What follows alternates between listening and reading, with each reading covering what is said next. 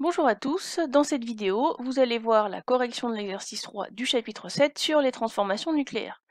Alors dans cet exercice, on vous donnait plusieurs équations de transformation et à vous de les associer à l'adjectif nucléaire, chimique ou physique.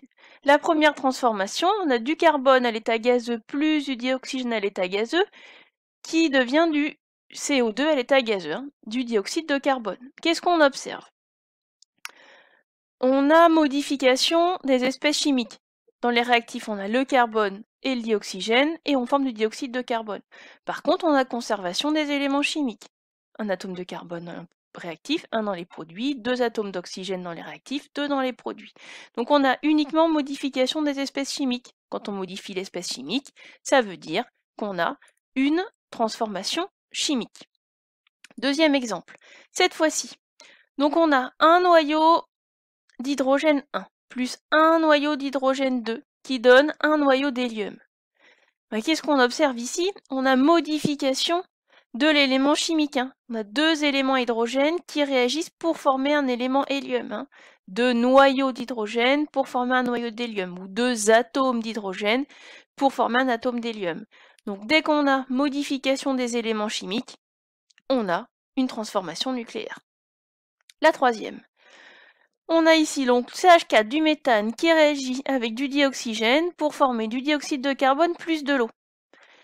Bien là, on voit qu'on a modification des espèces chimiques. Par contre, pas modification des éléments chimiques, les atomes restent les mêmes.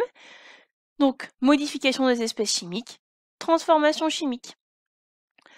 La 4, on a de l'eau liquide qui devient de l'eau sous forme gazeuse. On ne modifie pas l'élément chimique. On ne modifie pas l'espèce chimique, on a toujours de l'eau, H2O. On change d'état, donc transformation physique. Cinquième exemple, on a de l'uranium qui réagit avec un neutron pour former du xénon, du strontium plus deux neutrons.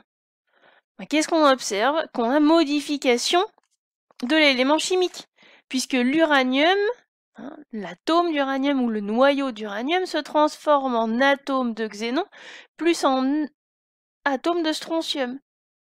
Et il y a aussi formation de deux neutrons.